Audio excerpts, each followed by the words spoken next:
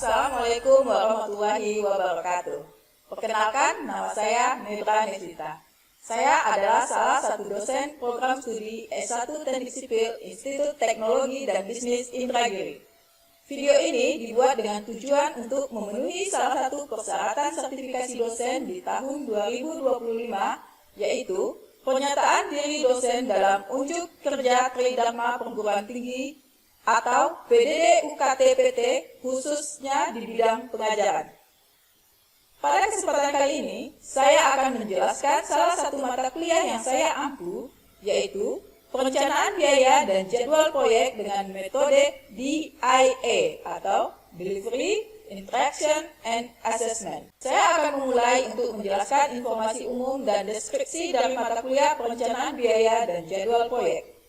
Mata kuliah perencanaan biaya dan jadwal proyek ini merupakan mata kuliah wajib bagi mahasiswa di semester 5 pada program studi Teknik Sipil Institut Teknologi dan Bisnis Indragiri.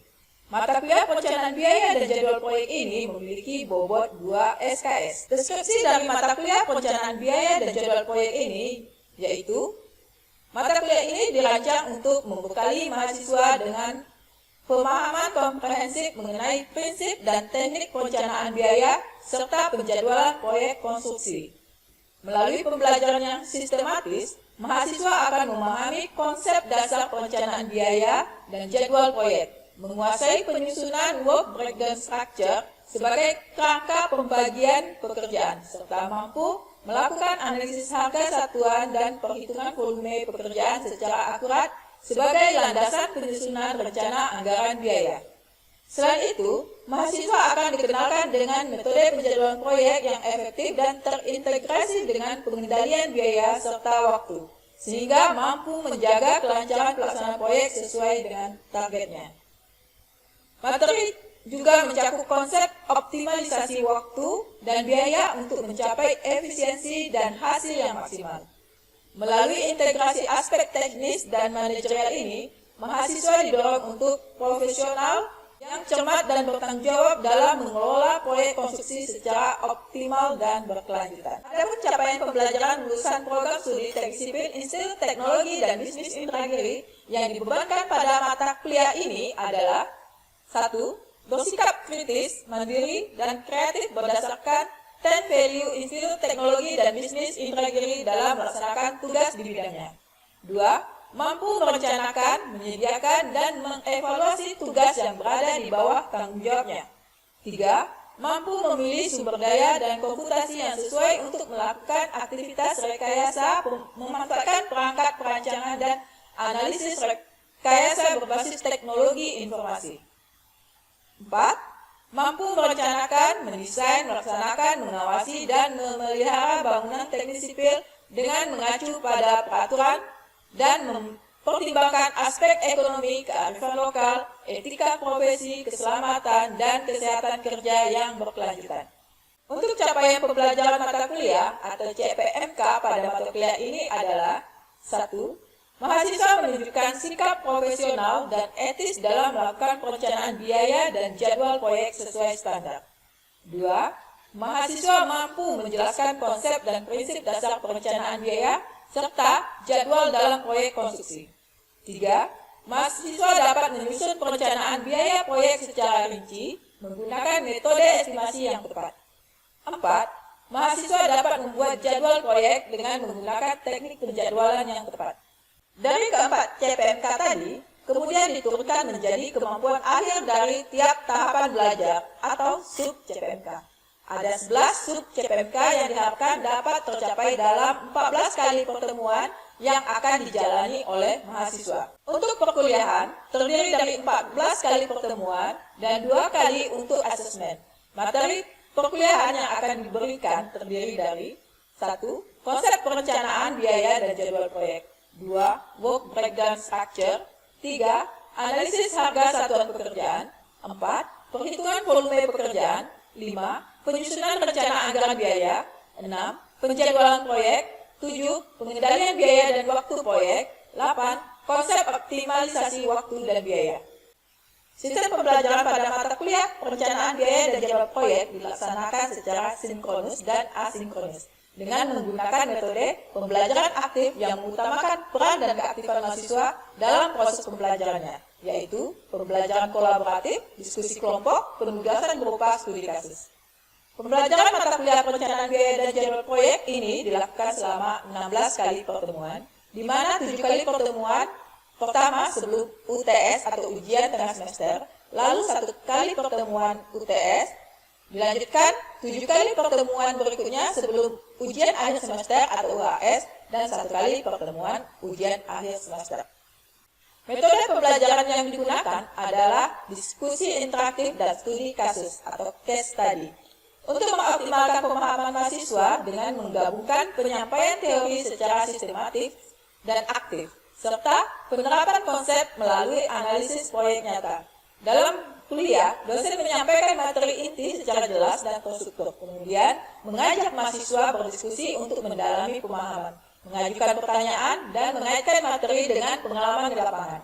Selanjutnya, melalui studi kasus, mahasiswa diharapkan pada situasi konkret di mana mereka harus menganalisis dan merancang perencanaan biaya dan jadwal proyek secara kritis, memperkuat kemampuan problem solving dan pengambilan keputusan yang relevan dengan dunia kerja. Bentuk perkuliahan secara sinkronus dilakukan secara tatap muka di ruang kelas atau menggunakan Zoom meeting. Sedangkan pelaksanaan perkuliahan secara asinkronus dilakukan melalui WhatsApp group untuk memfasilitasi mahasiswa dalam berdiskusi perihal mata kuliah perencanaan biaya dan jadwal proyek serta penugasan secara individu. Referensi yang digunakan pada mata kuliah perencanaan biaya dan jadwal proyek berasal dari buku, artikel jurnal, dan penelitian. Referensi ini diseleksi berdasarkan relevansi, kebaruan, dan kualitas penelitian untuk memberikan landasan teori dan praktis yang kuat bagi materi yang disajikan dalam bahan ajar. Evaluasi hasil pembelajaran dari mata kuliah perencanaan biaya dan jadwal proyek didapat dari partisipasi aktif, kuis, penugasan, diskusi kelompok, UTS, dan UAS. Partisipasi aktif dinilai berdasarkan keaktifan mahasiswa di kelas. Kuis interaktif diberikan sebanyak 4 kali, dan penugasan terstruktur secara individu diberikan sebanyak 10 kali. Penilaian UTS dan UAS dilakukan menggunakan soal esai. Pembobotan setiap evaluasi hasil pembelajaran adalah partisipatif aktif 11%, kuis interaktif 4%, penugasan 25%, UTS 30%, UAS 30%. Dengan total pembobotan hasil nilai evaluasi pembelajaran sebesar 100%. Demikian informasi yang bisa saya sampaikan mengenai mata kuliah perencanaan biaya dan jadwal proyek untuk mahasiswa program studi teknik sipil Institut Teknologi dan Bisnis Indragiri. Berikutnya merupakan cuplikan dari proses pembelajaran yang saya laksanakan secara sinkronus tatap muka di ruangan kelas. Selamat menyaksikan. Assalamualaikum warahmatullahi wabarakatuh. Selamat siang semuanya. Terima kasih sudah dapat hadir tepat waktu pada perkuliahan kita kali ini. Semoga kita semua dalam keadaan sehat dan tetap semangat untuk mengikuti perkuliahan kita pada hari ini. Mari kita berdoa sebelum memulai perkuliahan agar proses belajar mengajar kita dapat berjalan dengan lancar dan bermanfaat. Berdoa, mulai. Selesai. Apakah hadir semua? Nah. Sebelum kita memulai materi hari ini, diharapkan kepada mahasiswa sekalian untuk menyiapkan alat tulisnya dan materi pendukung. Kemudian untuk ponsel diharapkan untuk dimatikan atau diatur agar tidak mengganggu perkuliahan kita kali ini. Dan saya harapkan bahan yang saya berikan sebelumnya sudah dibaca sehingga kita dapat langsung untuk berdiskusi terkait topik sehingga akan berjalan lebih efektif.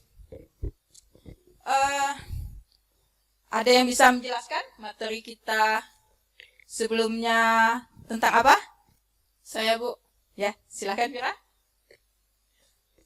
Materi sebelumnya yaitu tentang WBS, Bu. WBS itu Word Breakdown Structure, yaitu adalah alat manajemen proyek yang penting untuk membagi proyek menjadi bagian-bagian kecil yang struktur, juga memudahkan perencanaan jadwal dan biaya dengan estimasi yang akurat, serta memperjelas ruang lingkup pekerjaan untuk mendukung pengendalian dan komunikasi secara efektif dalam proyek. Oke, terima kasih Vira. Ya, benar. Kita kemarin membahas tentang WBS atau Work Breakdown Structure. Nah, materi kali ini kita akan masuk ke analisa harga satuan pekerjaan. Nah, sebelum kita masuk ke materi analisa harga satuan pekerjaan, nah coba Anda bayangkan, jika Anda dipinta untuk menghitung biaya bangunan gedung bertingkat, kira-kira komponen utama apa yang mesti kita hitung? Ada yang bisa memberi pendapatnya? Ya, silakan, Dinda. Bahan bangunan seperti semen dan besi. Oke, ada lagi? Oke, silakan. Berikutnya ada upah tenaga kerja dan sewa alat berat, Bu. Oke, bagus. Jika terjadi perubahan harga atau biaya atau kondisi cuaca di lapangan yang tidak mendukung, itu gimana? Ada yang bisa memberikan pendapatnya? Ya, silakan Selfie. Itu juga harus diperhitung, Bu, agar anggaran itu lebih realistis. Oke, bagus. Baiklah, materi kita kali ini akan membantu kita bagaimana kita menghitung komponen-komponen utama dari analisa harga satuan pekerjaan itu dapat dihitung sehingga menjadi analisa harga satuan pekerjaan yang akurat dan dapat dipertanggungjawabkan.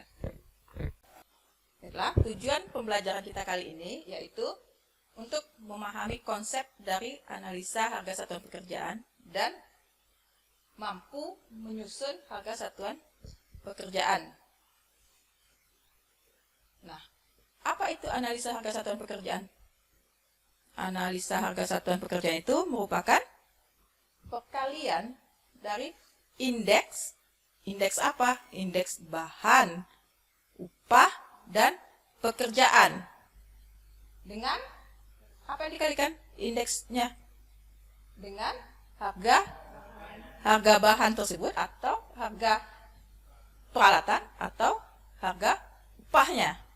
Nah, ini analisa harga satuan pekerjaan ini merupakan komponen penting dalam menyusun rencana anggaran biaya karena dia nanti menjadi dasar dalam menentukan nilai kontrak konstruksi. Nah, ini pentingnya analisa harga satuan pekerjaan dalam proyek konstruksi yaitu untuk estimasi biaya yang akurat.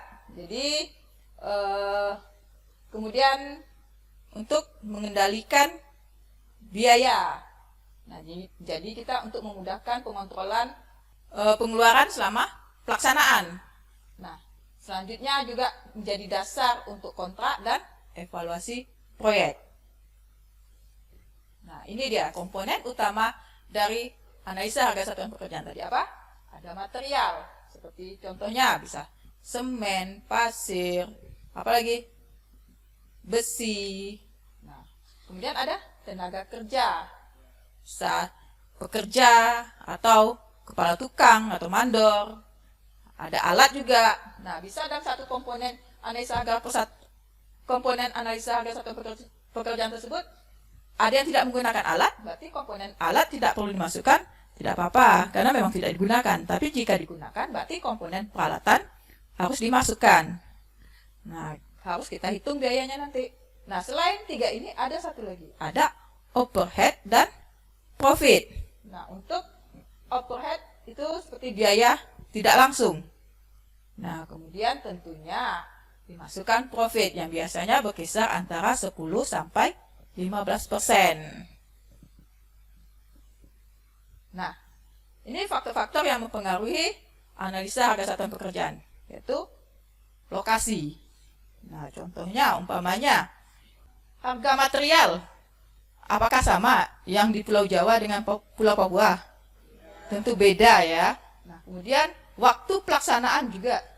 Ketika kita merencanakan mungkin bisa jadi harga besinya sebesar berapa? Bisa jadi A sebesar A. Ketika pelaksanaan proyek, ternyata permintaan untuk besinya membludak banyak. Tentunya harga besi akan naik. Jadi bisa jadi akan ada perubahan ketika kita perencanaan awal. Nah, itu bisa jadi salah satu faktor yang mempengaruhi waktu pelaksanaannya. Kemudian metode yang digunakan tentu mempengaruhi. Karena umpamanya antara yang swakarya dengan yang menggunakan alat. Kira-kira mana yang produktivitasnya lebih tinggi? Yang menggunakan alat ya. Nah, jadi metodenya harus kita perhatikan juga. Dan tingkat kesulitan antara yang mudah dijangkau dengan yang susah dijangkau atau yang berisiko tinggi. Nah, dengan yang tidak berisiko tentu beda. Nah, ini metode perhitungan analisa harga satuan pekerjaan. Yang pertama kita identifikasi dulu komponen pekerjaannya itu apa. Apakah umpamanya bisa jadi pembersihan lahan. Nah, umpamanya pembersihan lahan. Pembersihan lahan ini kita tetapkan kemudian satuannya apa? Pembersihan lahan biasanya satuannya apa? Lahan berarti meter persegi. Nah, berarti satuannya mungkin meter persegi. Umpamanya pekerjaannya pengecoran umpamanya coran 1, 2, 3 gitu, perbandingan 1, 2, 3. Nah, biasanya satuannya apa? Kubik. Nah, jadi kita tentukan pekerjaannya, kemudian tentukan, baru kita tentukan satuan yang kita gunakan apa. Nah, sudah kita tahu satuan yang kita gunakan, baru kita hitung koefisiennya. Nah, umpamanya kalau tadi pembersihan lahan, berapa koefisien untuk membersihkan 1 meter persegi lahan? Berapa pekerja sih yang dibutuhkan? Nah, atau untuk pengecoran beton, umpamanya yang beton, anggaplah pengecoran beton untuk 1 kubik, berapa yang dibutuhkan semennya? Berapa yang dibutuhkan agregatnya untuk 1 kubik? Jadi kita tentukan koefisien. Nah, baru kita tentukan harga satuan. Umpamanya kalau pembersihan lapangan tadi, untuk harga satuan upah pekerja 1 hari berapa? Nah, umpamanya ada dapat sekian. Atau untuk pembuatan 1 kubik pengecoran beton, berapa dibutuhkan semennya? Nanti semennya diperhatikan juga ya satuan. Semennya satuan sak kah atau kilo? Kita beli mungkin sak, tapi ketika kita membuat di sini, biasanya satuannya kilo. Nah, perhatikan. Nah, sudah itu baru kita bisa menghitung analisa harga satuan pekerjaan dengan mengalihkan koefisien dengan harga satuannya. Kemudian dijumlahkan. Nah, ini dalam bentuk rumusnya. Jadi, koefisien kali harga satuan itu dijumlahkan, dikumulatifkan semuanya antara yang bahan, tenaga kerja, dan alat. Sehingga dapatlah analisa harga satuan pekerjaan. Nah, ini koefisien dalam analisa harga satuan pekerjaan. Umpamanya pekerja. Kalau pekerja atau tenaga kerja biasanya satuannya OH. OH itu apa? Orang hari. Nah, ini umpamanya pekerja 0,7 OH. Jadi dibutuhkan 0,7 hari untuk menyelesaikan 1 meter persegi pekerjaan. Umpamanya pembersihan lapangan 0,7 OH. Jadi artinya dibutuhkan 0,7 orang ini untuk menyelesaikan 1 meter persegi. Nah, sama juga nih semen umpamanya 8,4 koefisiennya umpamanya. Kemudian Berarti untuk semen dibutuhkan 8,4 kilo untuk 1 meter persegi pekerjaan. Ini nggak tahu nih pekerjaan apa, karena ini nggak dijelaskan ini pekerjaan apakah pengecoran balok kah, kolom atau lantai atau apa. Yang satunya meter persegi. Nah, untuk koefisien ini sendiri, di mana kita dapat? Bisa jadi pengamatan lapangan atau kita menggunakan referensi standar yang berlaku. Nah, ini untuk menghitung koefisien tenaga kerja. Kalau tenaga kerja berarti 1 dibagi produktivitas per harinya. Nanti kalau ada berapa jumlah tenaga kerjanya dikalikan aja. Nah, jadi umpamanya tukang batu, 1 hari itu satu tukang batu bisa menyelesaikan 10 meter persegi. Berarti berapa koefisiennya? 1 dibagi 10 untuk 1 orang tukang batu tadi ya, 0,1. Nah, kalau untuk tukang kayu, umpamanya 1 hari itu dia bisa menyelesaikan 8 meter persegi backisting. Untuk 1 tukang kayu, 1 orang. Nah, berarti koefisiennya berapa? 1 bagi 8. Nah, kemudian sama juga untuk peralatan. Nah, peralatan ini koefisiennya 1 bagi produktivitas alat itu per jam. Jadi alatnya kita hitung yang per jamnya. Nah, kali faktor efisiensinya. Nah, di sini produktivitas alat itu tentu beda-beda ya, macam-macam. Tergantung dari antara alat yang baru dengan yang dah lama. Biasanya mana yang produktivitasnya lebih tinggi? Pastinya yang baru ya. Nah, antara operator yang ahli dengan yang udah biasa ngerjakan pekerjaan tersebut dengan yang baru mencoba, tentu lebih produktivitasnya lebih bagus ya sudah ahli. Kemudian untuk indeks koefisiennya ini kita salah satu yang bisa kita lihat itu di analisa harga satuan pekerjaan. Nah, di Indonesia ini perkembangan analisa harga satuan pekerjaan ini sudah terjadi beberapa kali perubahan. Salah satunya dulu ada analisa harga satuan pekerjaan 2008. Kemudian ada yang 2012. Ada yang 2016 dan yang baru-baru ini 2022. Nah, untuk setiap ini perubahannya ini biasanya ada kenapa dirubah gitu. Nah, bisa jadi karena ada penambahan item pekerjaan baru yang sesuai dengan perkembangan teknologi. Mungkin sebelumnya tidak ada, sekarang ada kayak gitu ya. Sama juga dulu sebelum HSP zaman dulunya kita menggunakan BOW, terus standar yang ketika Belanda dulu. Nah, itu kenapa mungkin tidak relevan dengan sekarang? Kalau dulu dia menggunakan tenaga manusia semuanya, swakarya tibanya ya kan. Nah, sekarang untuk menggali aja menggunakan eskavator, alat. Tentu beda produktivitas antara yang dikerjakan manusia dengan menggunakan alat, sehingga itu perlu diperbaharui. Sama juga dengan analisa harga satuan pekerjaan ini.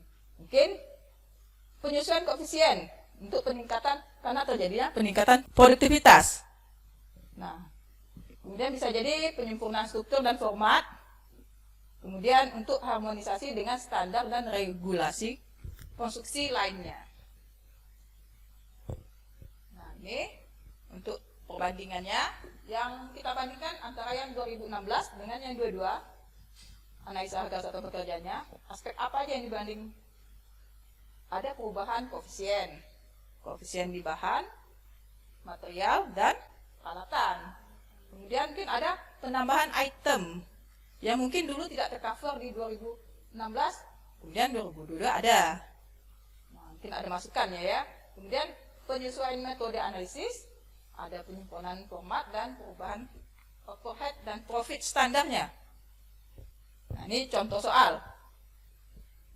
Sebuah proyek jalan lingkungan memiliki volume pekerjaan galian sebesar 250 kubik. Nah, hitung kebutuhan tenaga kerja, peralatan, dan estimasi biaya berdasarkan ASP 2016 dan 2022. Dikerjakan, kita bagi 2 kelompok. Mungkin kelompok pertama bisa satu kelompok, di 5 selanjutnya kelompok kedua. Nah, mungkin kelompok pertama hitung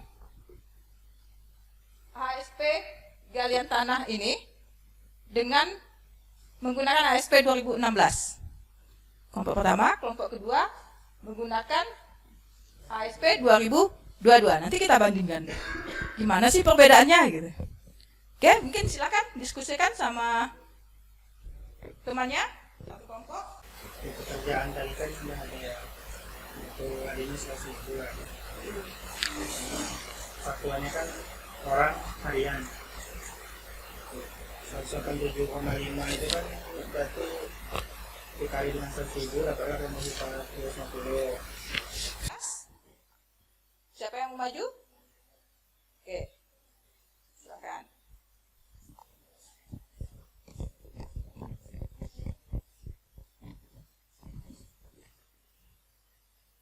(2022) siapa yang mau maju? Oke, silakan. Silakan.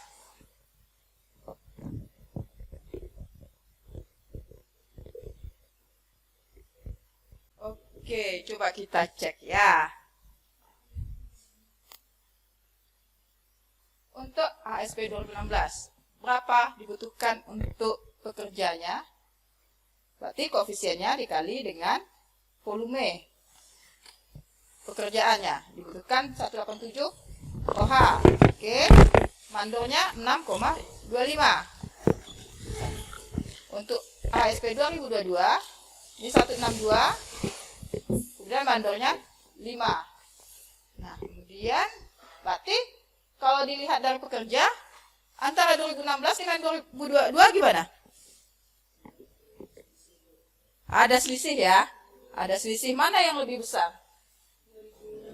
2016. Artinya apa? Berarti yang 2022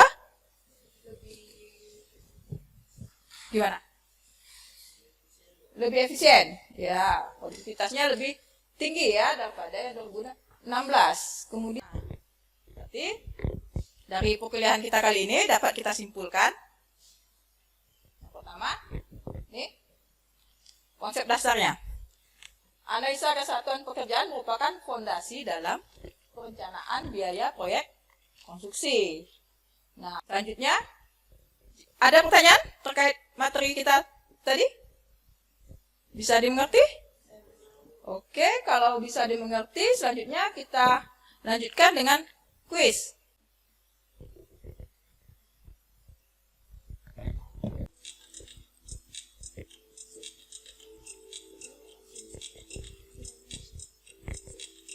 Di sini 90% memahami ya. Alhamdulillah. Oke. Nah, tugas yang kemarin udah selesai. Kita lanjut ke menghitung HSP lanjutan dari proyeknya masing-masing ya. Nah, ini nanti dikumpulkan minggu depan. Nah, mungkin sekian materi yang dapat saya sampaikan. Saya harap kita semua dapat memahami materi dari perkuliahan kita kali ini. Nah, silahkan kerjakan tugasnya untuk 1 minggu ke depan. Jika ada kendala atau apa, jangan ragu untuk bertanya. Jika tidak ada lagi, saya ucapkan terima kasih atas partisipasinya. Saya tutup. Wabillahi taufiq wal hidayah. Wassalamualaikum warahmatullahi wabarakatuh.